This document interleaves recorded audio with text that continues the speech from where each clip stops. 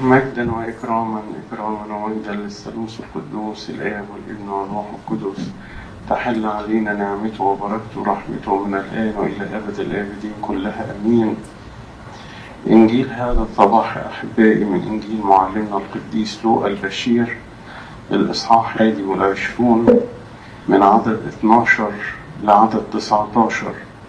وفي رب المجد يسوع بيرسم لينا الخطة بتاعت خلاصنا، الخطة بتاعت خلاصنا. يا رب احنا عارفين ومتأكدين ان انت جاي تفرحنا، ان انت جاي تسعدنا. احنا عارفين يا رب ومتأكدين ان انت جاي تخلصنا، ان انت يا رب جاي مخصوص عشان تدينا حياة أبدية. فعلا أحبائي المسيحية هي بشارة الفرح، إنجيل الخلاص. لكن رب المجد يسوع يقول لنا إن المسيحية في أعماقها بتساوي الفرح زائد الألم. الفرح هو اللي هيدوم للأبد، الفرح هو اللي هيكمل معانا في الأبدية.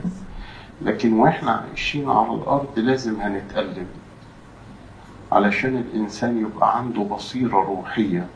قال كده في العالم سيكون لكم ضيق، وقال ينبغي بضيقات كثيرة أن ندخل ملكوت السماوات. إذا كانت فلسفة المسيحية هي الفرح الدائم، دي نص الحقيقة، دي نص الحقيقة. لكن الحقيقة الكاملة إن في أعماق الألم في فرح، مع أعماق الفرح في ألم.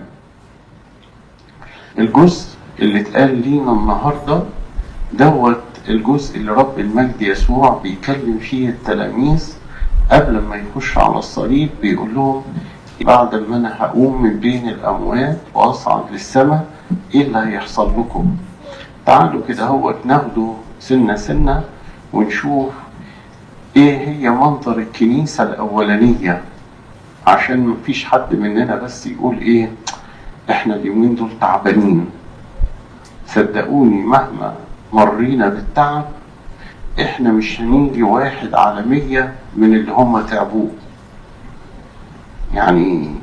يعني تملي اقعد فكر شوف القديسين تعبوا قد ايه، هتلاقي نفسك لسه ما تعبتش،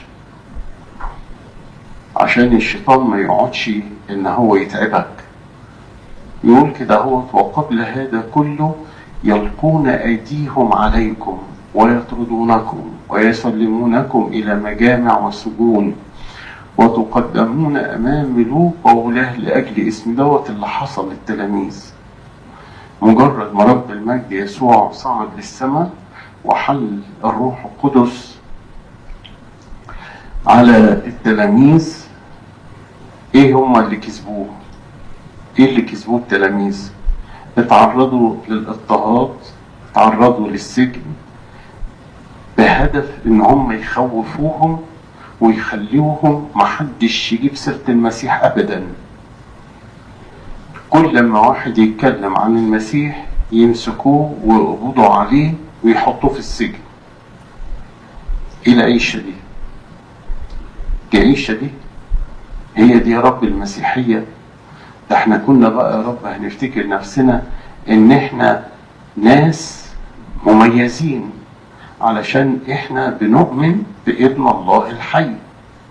احنا ناس مميزين علشان احنا جوانا الروح القدس. احنا يا رب ناس مميزين عشان بناخد جسدك ودمك. كل دي بركات ملهاش تمن، بركات غالية جدا. لكن في وسط البركات رب المجد يسوع بيزرع جوانا القوة والإيمان والثبات والاحتمال على الضيقات اللي احنا هنمر بيها.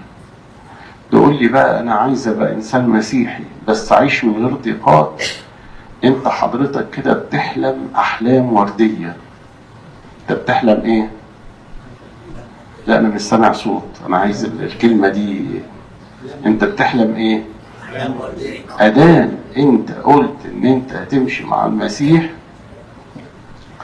يبقى لازم تمر بضيقات، ينبغي بضيقات كثيرة أن ندخل ملكوت السماوات. طب يا رب دوت مش خسارة علينا؟ أنا نفسيتي يا رب حساسة، أنا يا رب ضعيف، طب أنا جسمي ضعيف. كل الاضطهادات اللي احنا بنمر بيها سوف تؤول للمجد،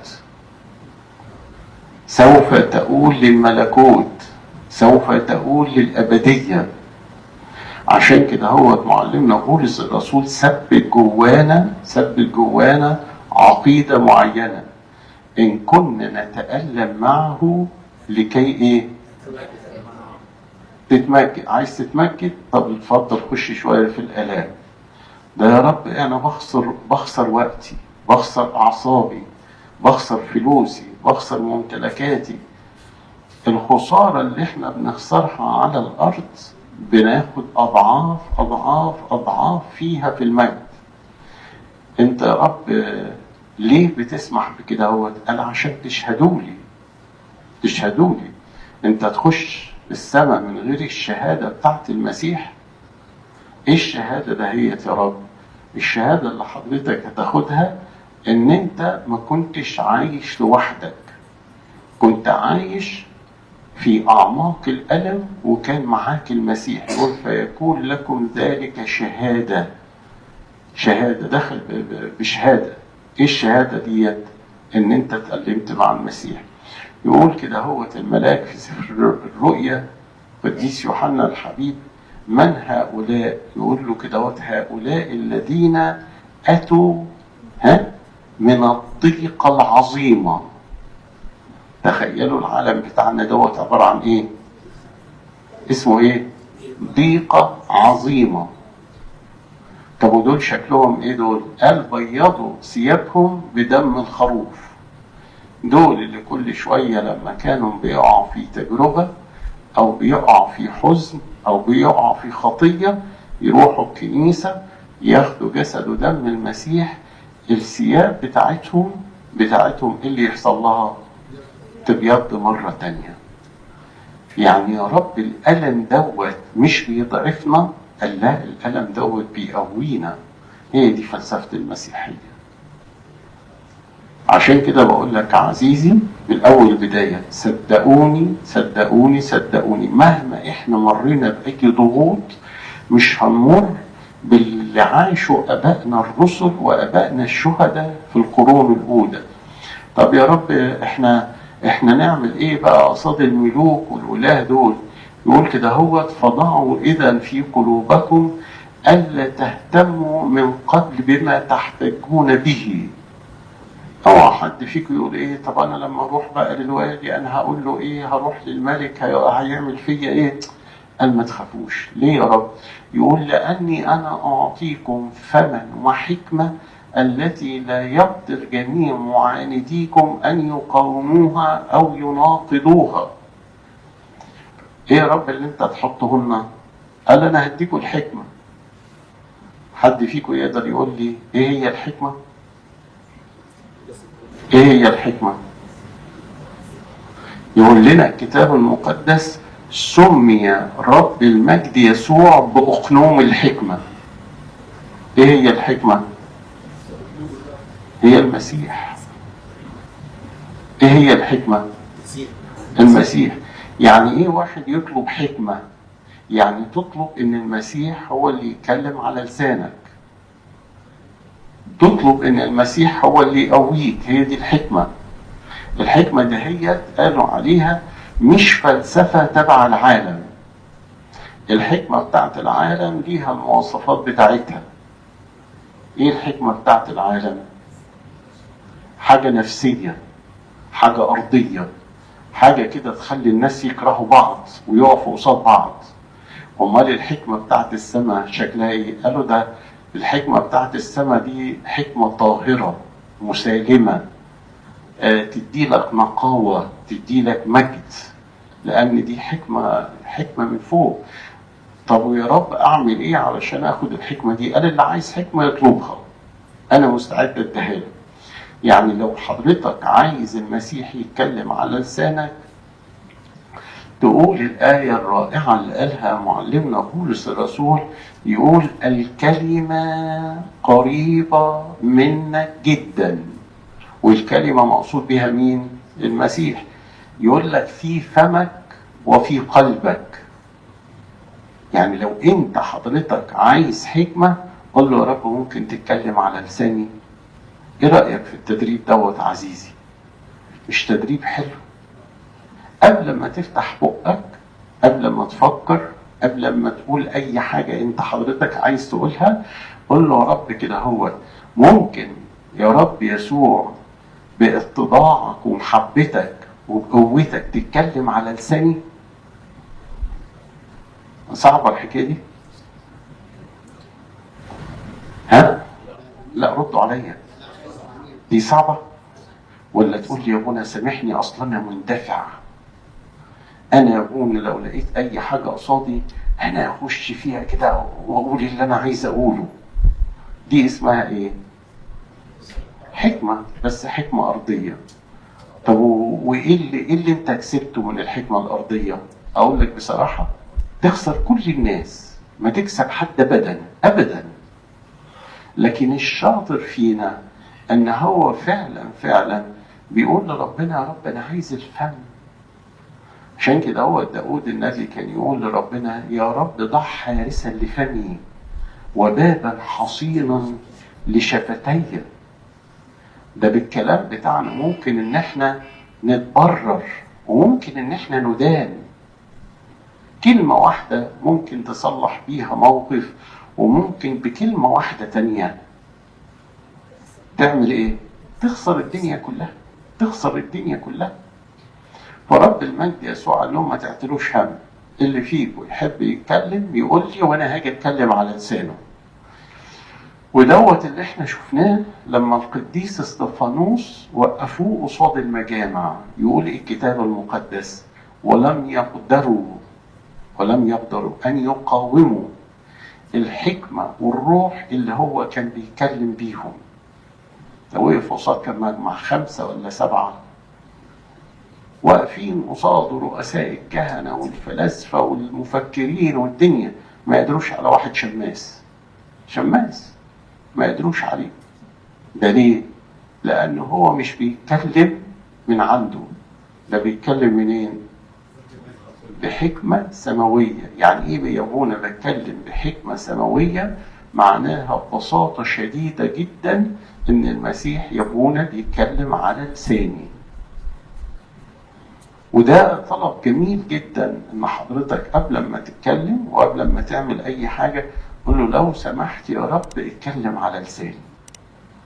خد التدريب دوت كده هو في صيام الرسل، وقول له يا رب ما هو الرسل دول كانت كل المجد بتاعهم، انت عارف كل المجد بتاعهم كانوا بيعملوا ايه؟ الرسل دول عملوا ايه؟ رب المجد يسوع حط في قلبهم نور، فخدوا النور دوت ودوه للناس. ايه اللي عملوه ابائنا الرسل؟ اتملوا بالنور. كان هو النور الحقيقي الذي يضيء لكل العالم. ورأينا مجدا. شافوا النور، خدوا النور، امنوا بالنور، مشوا يوزعوا النور، ما يتكلموش غير عن النور، ما يشوفوش في حياتهم غير النور. على رأي سيدنا البابا شنودة كان ليه كلمة جميلة يقول بدل من أن تلعنوا الظلام اعملوا إيه؟ أضيئوا الشمعة. ولع شمعة، أنت شايل نور. مش لما تلاقي الضلمة حواليك تقعد تتضايق وتزعل وتتزربن وتقعد كمان تزود الضلمة ضلمة. يعني يقول إذا كان النور الذي فيكم ظلام فكم وكم الظلام شكله عامل إزاي. اوعى لما تلاقي حاجة سلبية تقعد تتكلم برضو في السلبيات، حاجة فيها ضلمة تقعد تتكلم في الضلمة. خليك انت انسان حكيم تحمل في قلبك المسيح، ولما تيجي تتكلم بكلام المسيح.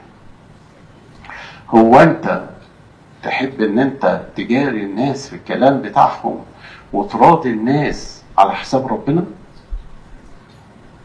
ربنا يقول لك سيبهم هم يتكلموا زي ما هم عايزين، لكن انا عايزك انت ترضيني. طب انا ارضيك ازاي يا رب؟ ان انت تخلي المسيح هو اللي يتكلم، مش انت اللي تتكلم. وانا ممكن اقعد في وسط الناس اراضي الناس، والناس بتتكلم عن الضلمه وعن الغلط وعن السلبيات، وانا اضيع معاهم في السكه. يقول كده هوت، ده بقى المجد بتاع المسيحيه، دي الفرحه بقى بتاعت المسيحيه. يعني اذا كان في الم، اذا كان في ضيقه، اذا كان في اضطهاد، اذا كان في سجون، لكن يقول لنا كده هوت لكن شعرة من رؤوسكم لا تهلك. بجد يا رب، يعني في وسط الضيقة دهية انت يا رب مش هتسمح لنا الأذى حتى الشعرة. يعني يا رب أنا مش هيحصل لي أي حاجة، ده وعد والله أمين في الوعود بتاعته. لما يقول لك شعرة من رؤوسكم لا تهلك، يعني أنا بتهيألي تسمع الوعد دوت وتعمل إيه؟ خلي يا رب الدنيا تقوم، خلي اللي عايز يغلط يغلط، خلي الضلمة تحت العالم وأفكار العالم تقعد تخبط فينا، بس وعد شعرة من رؤوسكم لا تهلك. وبعدين جاب لنا بقى المفتاح، مفتاح أنا تملي أسميه مفتاح بتاع كل الفضائل اللي نفسك فيها. إيه هو المفتاح؟ مين هو المفتاح؟ الصبر. الصبر قال كده هو بصبركم تقتنون أنفسكم. إيه المفتاح بتاع البشرية كلها، بتاع الفضائل كلها؟ اصبر عزيزي، اصبر على نفسك، اصبر على اللي حواليك، اصبر على الفضائل بتاعتك. لكن يوم لما انت تحط في قلبك حتة العجلة وحتة السرعة وحتة ان انت عايز كل حاجة تخلصها في لحظة، ده مستحيل. الصبر يا احبائي بيعلمك الثبات، ثبات انسان ثابت. الصبر يعلمنا ان انت تصلي كتير وتطلب كتير في وسط الازمات. الصبر يعلمك ان انت ما تقعدش تتذمر. الصبر يخليك ان انت مش عايز ان انت تنقد حد، تقول طب ما نستنى لغايه الاخر. اهم حاجه الواحد يبص للاخر مش للاول. اللي بيبص للاول ده انسان سطحي، عايز ينجح بس دلوقتي وخلاص. لكن اللي عايز فعلا يخش في عمق الفضيله يمسك في الصبر. بصبركم تقتنون انفسكم. عايز تكسب نفسك، شوف الصبر. جميل انت يا رب يسوع ان انت بتوضح لنا الحقيقه، انت مش بتضحك علينا. بتقول لنا ان في تجارب، في ضيقات، في المات، في ازمات، لكن كل التجارب دهيت كلها تقول لمجد الله، تقول للمجد بتاع حضرتك. كلها في الاخر الملخص بتاعها ان انت حضرتك هتقعد مع المسيح في السماء. ودوت بقى بيورينا ان انت كل شويه تقول له يا رب خلي قوتك تشتغل فيا، خلي الروح القدس يشتغل فيا، يا رب ثبتني في الايمان بتاعك. دوت يخليك ان انت تصلي اكتر، ان انت تحب اكتر، تقول له بجد يا رب يعني كل ما هنتألم معاك، كل ما انت تدينا مجد، طب خلاص يا رب احنا مستعدين.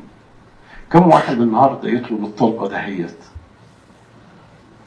يقول له يا رب انا مش بطلب الالم، بس لو انت جبته اديني عليه صبر وانا استحمله.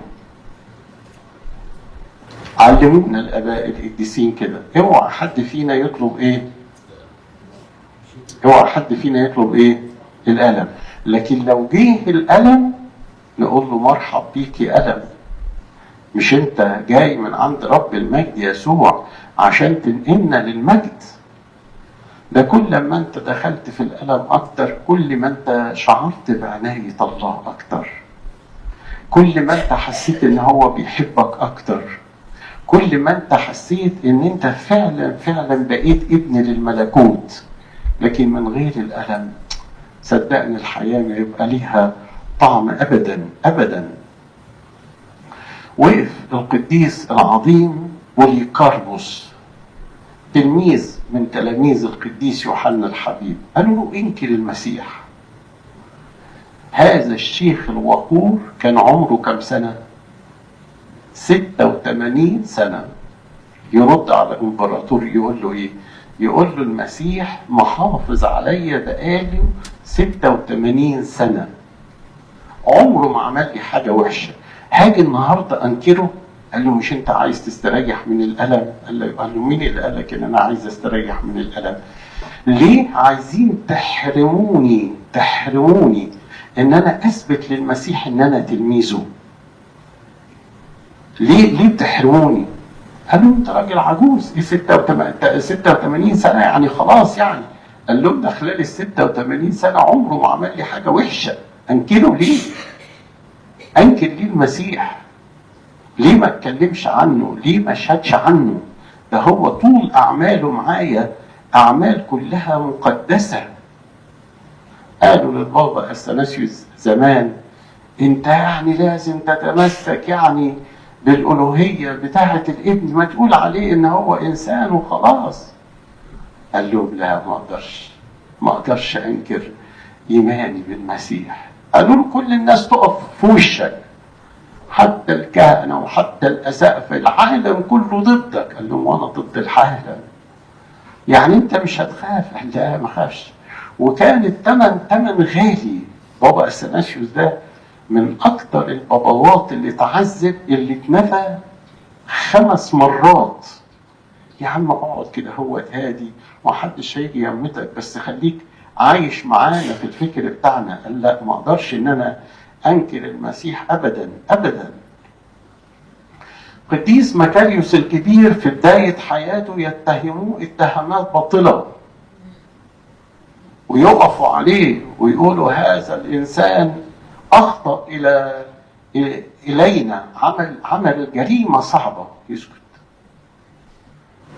اسكت دافع عن نفسك يا قديس مكاريوس يا مقارة، يسكت. والناس يجيبوه ويجرجروه ويحطوا على راسه لا مؤاخذة الزفت وشتايم وحاجة صعبة، ويسكت خالص. وتيجي البنت اللي اتهموه معاها ساعة الولادة وتتعثر الولادة، يقولوا لها ايه حكايتك؟ تعترف وتقول لهم اصل الراهب دوت بريء. يا عم ما كنت تقول لهم ان انت بريء. يقول طب وانا اهرب ليه من الالم؟ ليه اهرب من المجد؟ طب والناس كلها بقى اتجمعت وعايزين يروحوا يقولوا له ده انت ابانا القديس العظيم الطاهر العفيف. يعمل لهم ايه القديس مكاريوس؟ سابهم وجري. الناس دي فاهمة ان الألم اللي هم بيتألموه يقول إلى مجدهم ومجد المسيح، وهو دوت اللي بينور في الأبدية. مين الناس اللي تنور أكتر في الأبدية؟ واحد جاله سامحوني يعني انفلونزا لمدة أسبوع ولا شهر، ولا واحد اتعذب 7 سنين زي القديس ماري جرجس؟ مين اللي ينور أكتر؟ واحد ايديه تتكسر رجليه تتكسر، ده دخلوه جوه الهمبازين. يا ماري جرجس قول حاجة، كفاية التعب اللي انت تعبته ده. سموه في الاخر امير الشهداء. اصل كل لما هنتألم اكتر كل لما ايه نتمجد اكتر. ربنا يدينا كل نعمة، كل قوة، كل بركة. ما نزعلش من الضيقات، ما نزعلش من الألمات، ما نزعلش من الضغطات النفسية اللي احنا بنمر بيها. اللي فينا أعظم من اللي في العالم، والحاجة اللي تخلينا تغلب هي الإيمان بتاعنا. ربنا يثبتنا في إيمان المستقيم. له كل مجد وإكرام من الآن وإلى الأبد آمين.